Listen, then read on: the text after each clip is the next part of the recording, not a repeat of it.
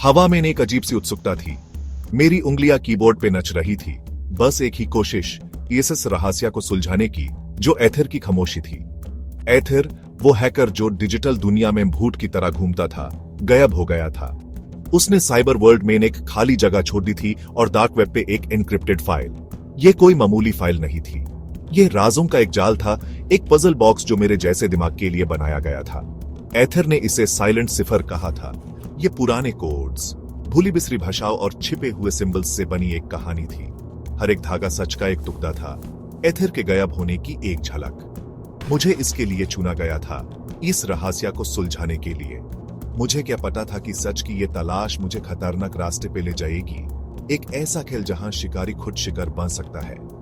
मेरा नाम Adrian piers है और मैं इन पजल्स सॉल्व करता हूँ। ऐसे पजल्स नहीं जो आपको अखबार या एस्केप रूम्स में मिलते हैं।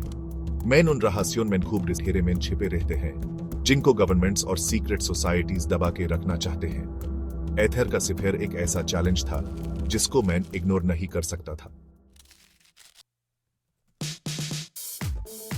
एथर कोई आम हैकर नहीं था, वो एक डिजिटल भूत था, नेटवर्क में एक फसाना जो फायरवॉल से ध्वन की तरह निकाल सकता था। उसके कारनामे लेजेंडरी थे, उसके इरादे एक रहस्य।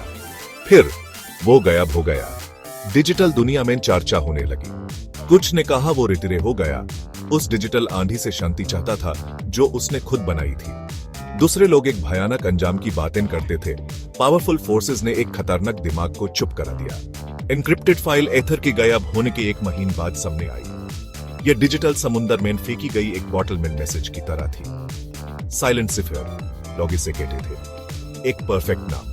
ऐसा लगता था जैसे एथर ने अपनी खामोशी को कोड में ही बुन दिया था। मेरी उंगलियां कीबोर्ड पे थी, राजदारी की दीवार तोड़ने के लिए तैयार। फाइल का साइज बहुत छोटा था, लेकिन मैंने एन्क्रिप्शन की पार्टों को धोखा देने वाले उस्ताद के बिछाए हुए जाल को महसूस कर सकता था। यह सिर्फ कोड्स क्रैक करने के बारे में नहीं था, यह एथर के दिमाग को समझने के बारे में था, यह उसकी खामोशी को समझने के बारे में था।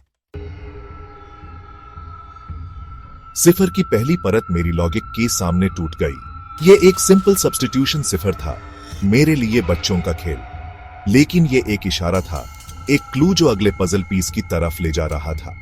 डिकोड किए हुए टेक्स्ट ने मेरी रीड की हड्डी में ठंडक भर दी। यह कोई लोकेशन या पासवर्ड नहीं था, बल्कि एक पहेली थी, जहां खामोशी सबसे तेज बोलती है और भूतकाल वर्तमान में गूंजता है। सच वहां इंतजार कर रहा है। वो शब्द हवा में लटक रहे थे, हर एक अक्षर रहस्य में मतलब से भरा हुआ था। एथर मुझे एक खेल में ले जा रहा था, हिस्ट्री और रहस्य की परतों के बीच एक स्कैवेंजर हंट। मैं उसकी हंसी सुन सकता था, डिजिटल खाली जगह में एक हल्की सी गूंज। ये उसके लिए सिर्फ एक खेल नहीं था, ये एक परीक्षा थी। मेरा इंट्यूशन मुझ पे चिल्ला रहा था। यह सिर्फ डाटा और एल्गोरिथम्स के बारे में नहीं था, यह पुराने राजों, भूली बिसरी भाषाओं और बीते हुए कल के भूतों के बारे में था। एथर ने रहस्य का जाल बुना था और मैं उसके पिछड़े धागों में फंस गया था।